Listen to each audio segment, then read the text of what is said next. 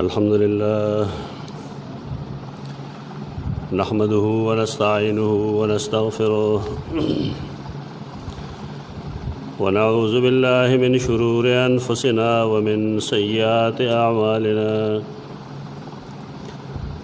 من يهده الله فلا مضل له ومن يضلل فلا هادي له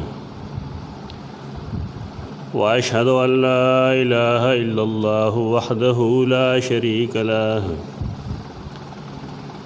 وأشهد أن محمدًا عبده ورسوله صلى الله تعالى عليه وعلى آله وأصحابه أجمعين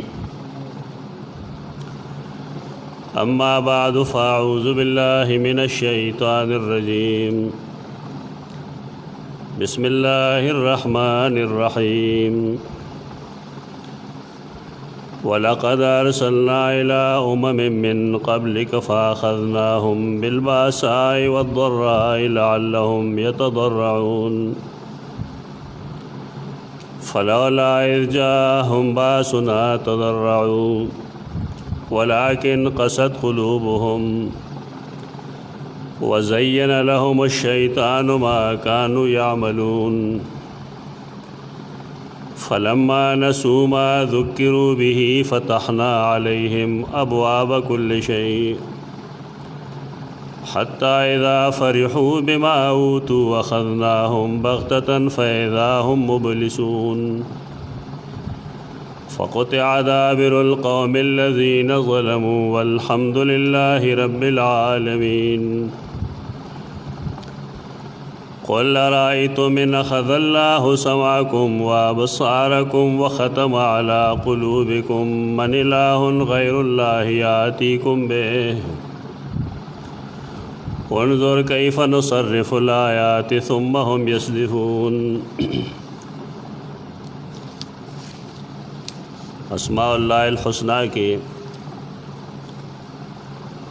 دا اللہ اسم اللہ او دا غی بنیادی روٹس چاگه یو الہ ہو او دا غی الہ یو مفہوم منگا خودلے ہو چی الذی غذات یولہون فی حوائجہم لدے چی اغیخ پل حاجتون اللہ توڑی اغتوڑی الہ آغذات چی اغتا منگا اخپل جبہ کے حاجت رواوایو حاجات پورا کون کے چکل حاجات اغتوڑی شی اغتوی الہ اغیر پارا دا تفصیلی او سو آیتون ویلی دا دیر پارا چی دا الہ لفظ مفہوم قرآن مجید کے خوازش زمونگا دا اسلام او دا ایمان چی کم بنیادی کلمہ دا اغدا لا الہ الا اللہ محمد الرسول اللہ اور محدثین لکی عجیبہ کمال اللہ دے چی دا کلمہ تو ایوہ زمونگا ٹول دا صدا چی دا دا خلے دا میز نویلش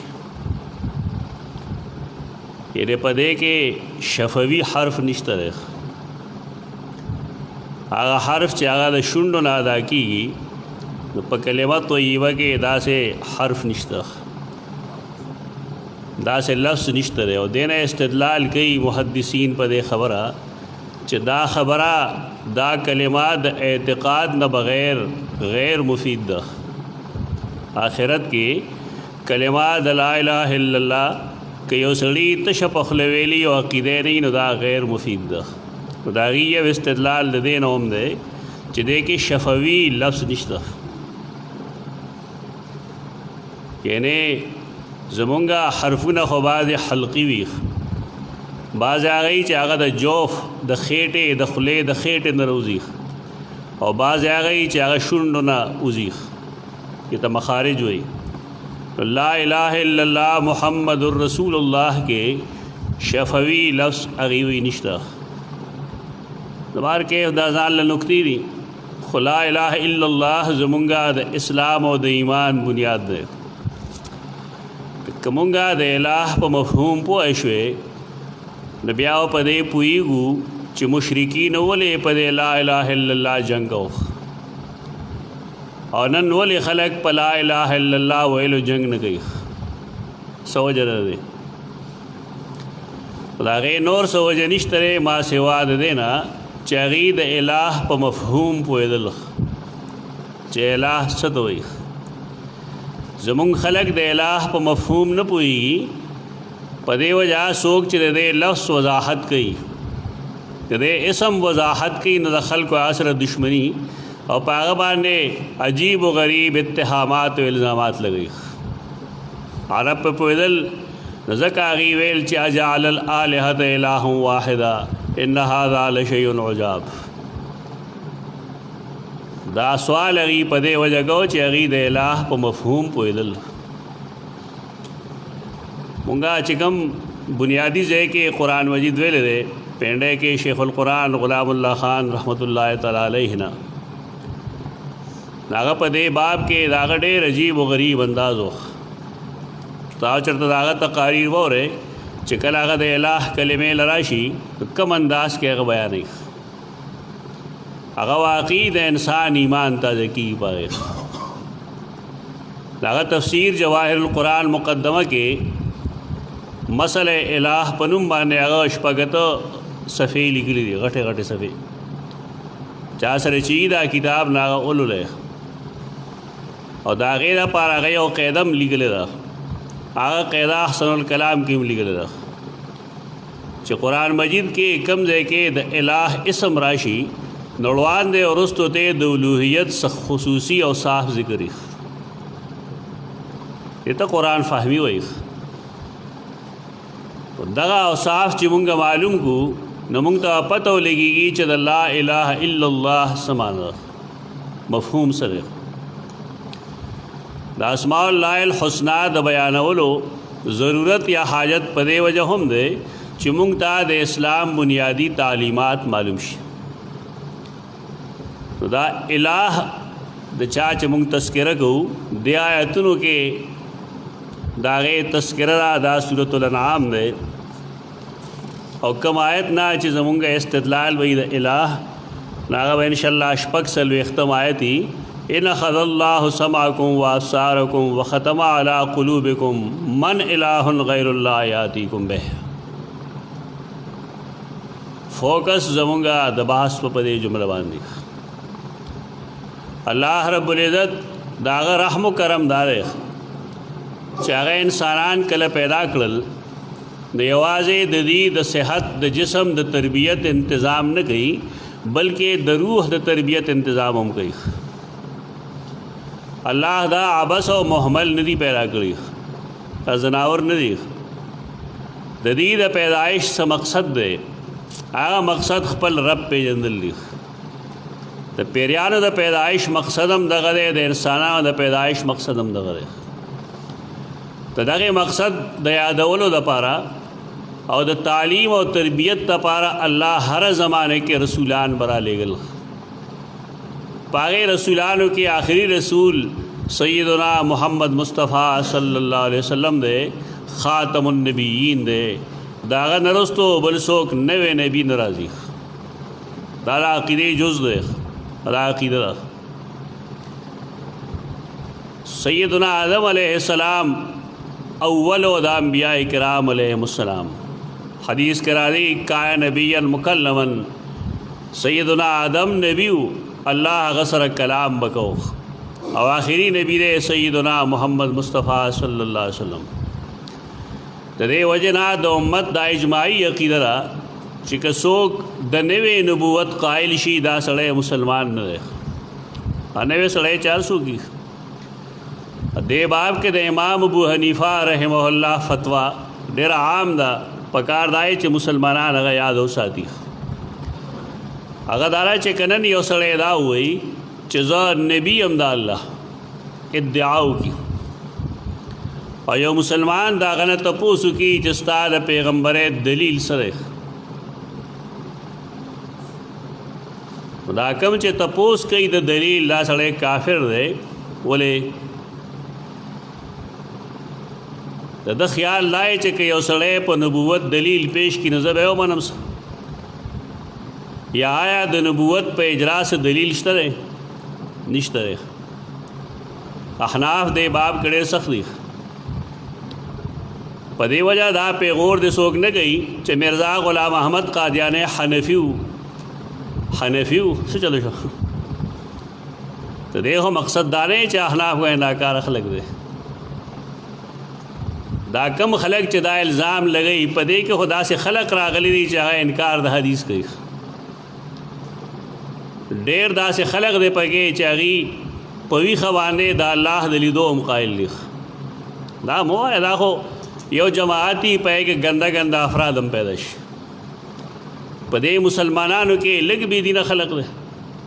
نو که د بهر یو سړی ووایي چې دا ټول مسلمانان داسې دي دا به رښتیا وي؟ په هر ډله کې هر ګروپ کې هر جماعت کې ښه خلک وي او خراب خلک وي. دوار کې دا اعتقاد غلط دی. مرزا غلام احمد که حنفي دی او که غیر حنفي دی د هغې مونږ ته څه فایده او نقصان نشته دی. ځکه چې امت پرې مجتمع دی چې چا د نبي کریم صلی الله علیه وسلم نه وروستو د پیغمبرۍ دعوه کړې ده دا سړی مسلمان نه دی او د نه دلیل طلب کول هم کفر دی. ځکه چې قرآن مجید فرمایلی دی چې رسول الله خاتم النبیین دی صلی الله علیه وسلم.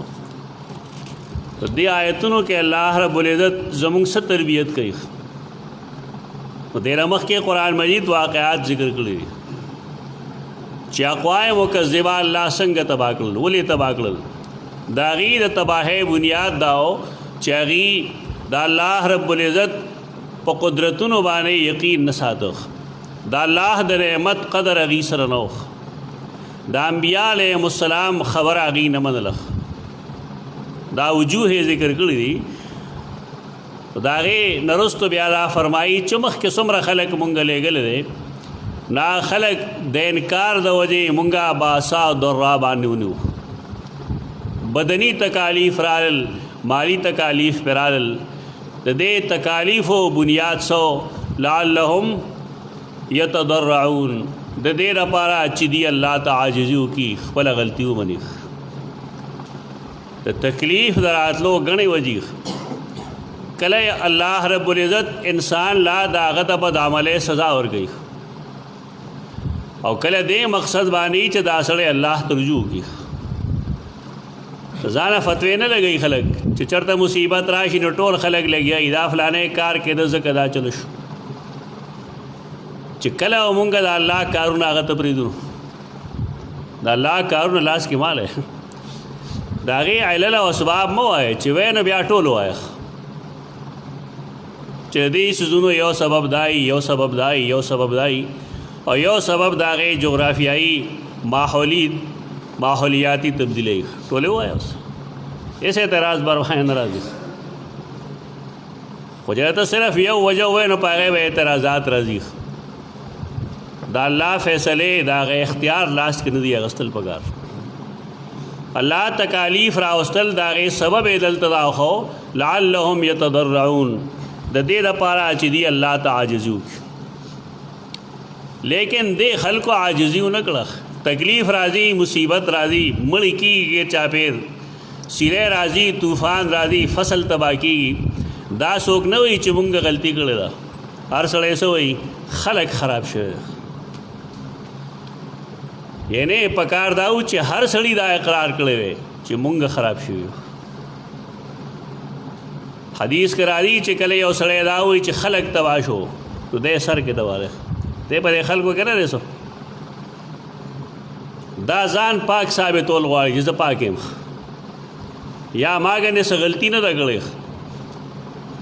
اجماعي اجتماعي غلطي چې وشي نو دغه شان سزاګانې راځي. دوباره کې قرآن مجید خودل دا غواړي چې کله تکلیف راشي نو سوچه مسلمان کار دای چې خپل غلطو ته وګوري چې ما کم ځای غلطي کړې ده، کم ځای ما خپل ذمہ داری نه ادا کړې چې زما خالق او مالک رحمان و رحیم ذات زمانہ دومره ناراض چې ماره دومره تکلیف راکړه. د دې مقصد دغه لیکن په ځای د دې چې خلق تضرع کی عاجزي وکي لیکن قصد قلوبهم زړونه یې سخت شو. تکلیف راځي دی مزې کوي، تکلیف راځي دی مستی کوي. دا څوک نه وایي چې زه د خپل عمل اصلاح وکړم یا د الله نه بخښنه وغواړم استغفار ووایم. پول تنقید دی چې فلانې دا کوي فلانې دا کوي. قساوت قلبي ډېر نقصانی څیز دی. په دنیا کې د کفر نه رستو کلوی جرم دی نه قساوت قلبي دی.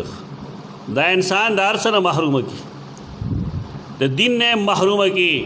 اولاد مخلوق هغې باندې رحم و کرم نه کوي، زړه باندې چې نرمي د زړه ختمه شوه کله د انسان د ده سترګو له اوښکې هم نه راځي، د ده د همدردۍ جذبات هم ختم شي، دی رحم دل پاتې نه شي، د ده په ځان هم بیا پروا نه وي چې زه جنت ته ځم که جهنم ته ځم. زمونږ د خلکو د بدعملۍ بنیاد څه شی دی؟ قساوت قلبي. دی ځان د پاره هم رحیم نه دی پاتې، لکه دی پوهېږي په دې چې زه څه کوم د دې انجام جهنم دی. یو سړی چې د هغه خپل وجود باندې څه پروا نه یا به بل چا څه کوي، دا د قساوت بنیاد دی. قساوت چې نه انسان رحم دلی. بعض آثارو کې راځي صحابه کرامو تپوس وکړه چې یا رسول الله سترګو له اوښکې نه راځي، هغه ویل دا د قساوت علامت. د زړه سختی دا نقصان ده څیز دی.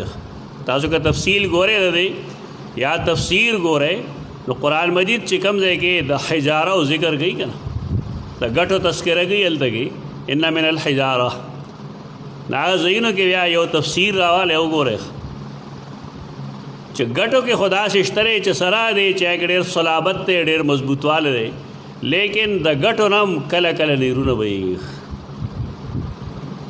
او قرآن فرمایي دا د الله د یرې نه بهیږي.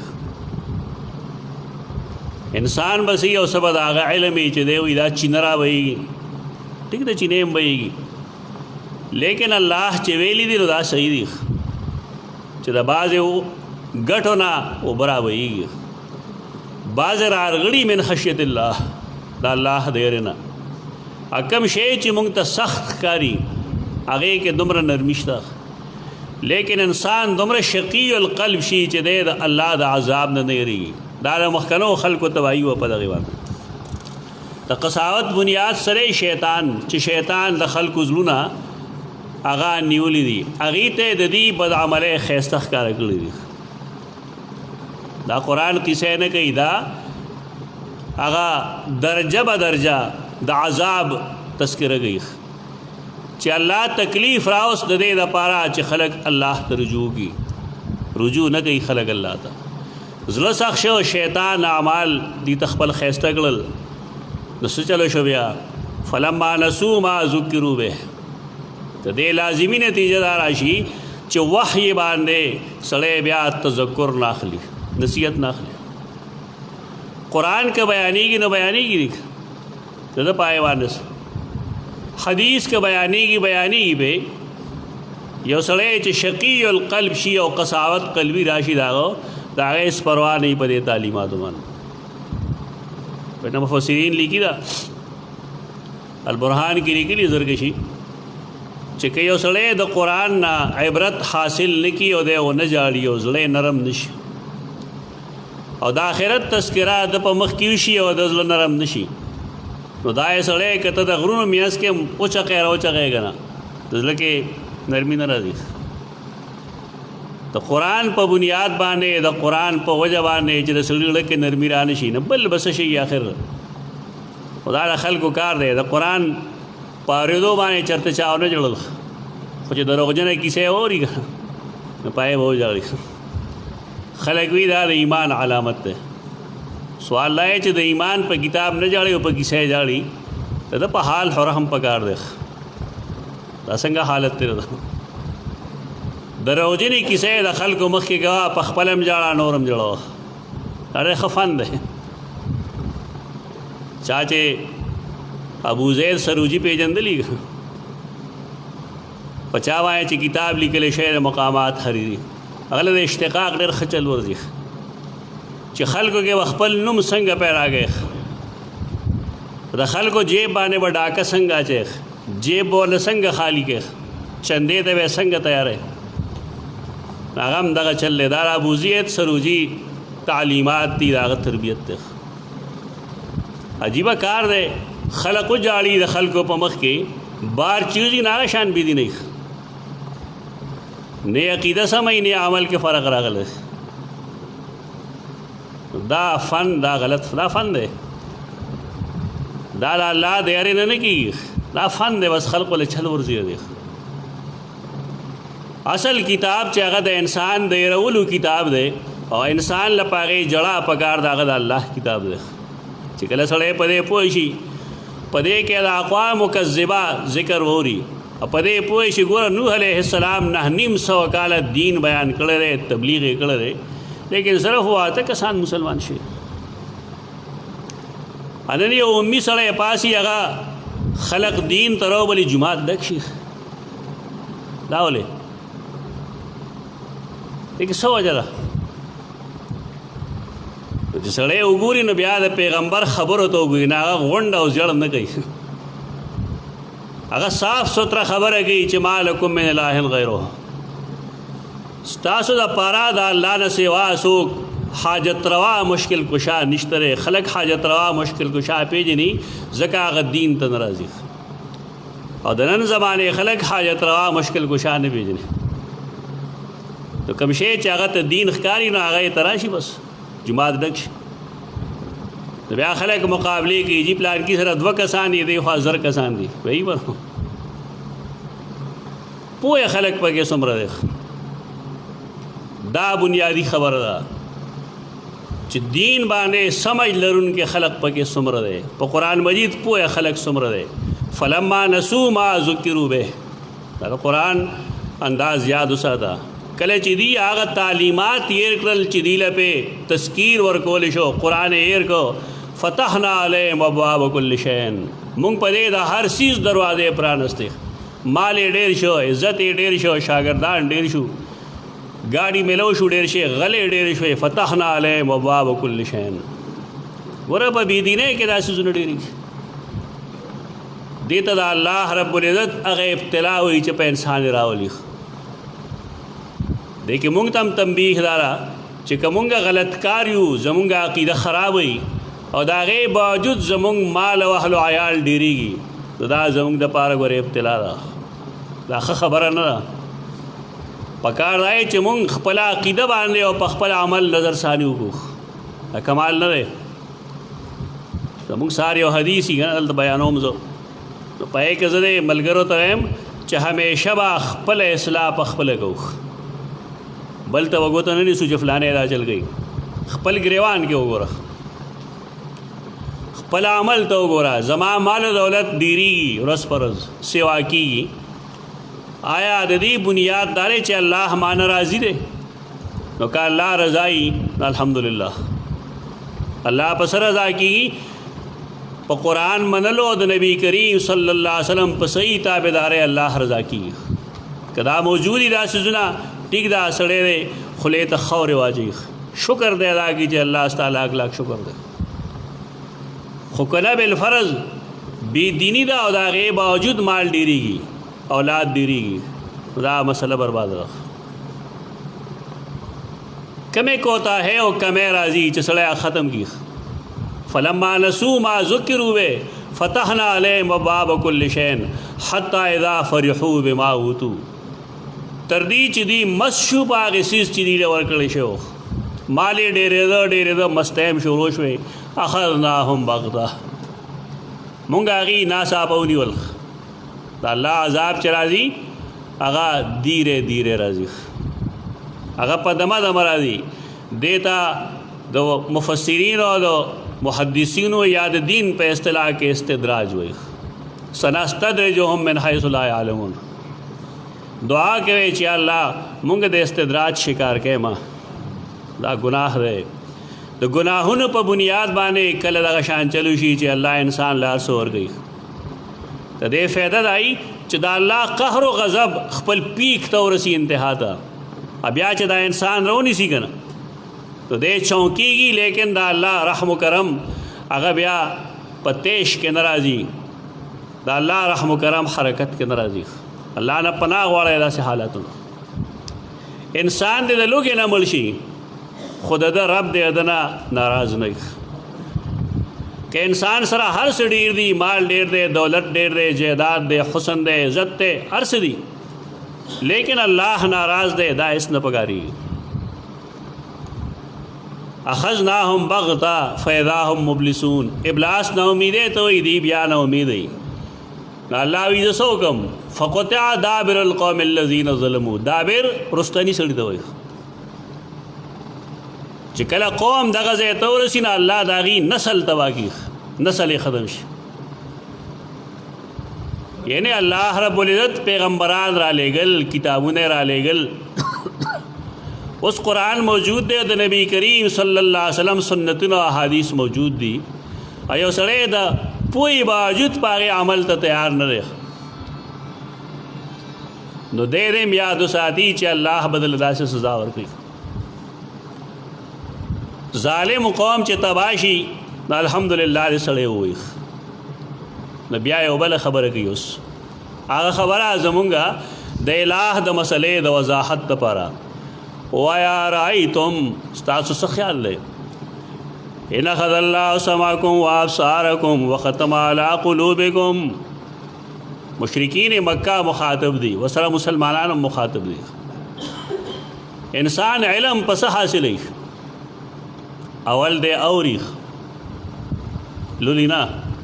انسان فطرت دارے چې دے خبرې زده کوي نو دے دا اورېدو نه زده کوي. اپوی خلق پا دی پوئیگی چه کم سڑیا اورینا نا وینام نشی کولا.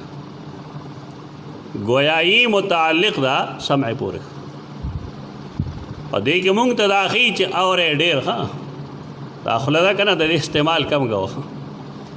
اللہ غو گنہ دو در کردی دی و جب یو در کردی دا دیر پارا چه دا غوگ استعمال دیر ہو گیا و دا جب استعمال کم ہو گیا. و مونگا الٹا لگیا یو دا خلے استعمال دیر کو دا غوگ آڑو کون رکھ. بیا بعد خلک د غوګونو کچي چې څوک ورته سوي دی هغه اوري. دې ته وایي د غوګونو کچا. دا زمونږ اکثر خلک د دې نن مبتلا دی پدېږي. دا ځان له موضوع ده. قرآن مجید دا فرمایي چې خبره دې واورېده نو تحقیق یې وکړه. دا نه چې دا خبره واورېده ته یې ورګه داسې داسې کړي. دا د مسلمانانو طریقه نه ده. قرآن تپوس کوي، الله تپوس کوي. الله ستاسو غوږونه واغستل، وابصارکم او ستاسو زړونه واغستل، سترګې واغستې، وختم علی قلوبکم او ستاسو زړونو باندې مهر ولګاو. څه مطلب؟ یو سړی کون شي، یو سړی ړوند شي او یو سړی لیونی شي. اوس بغیر د سبب نه چې دی څوک ښه کوي نو هغه ته الٰه وایي. مطلب خبر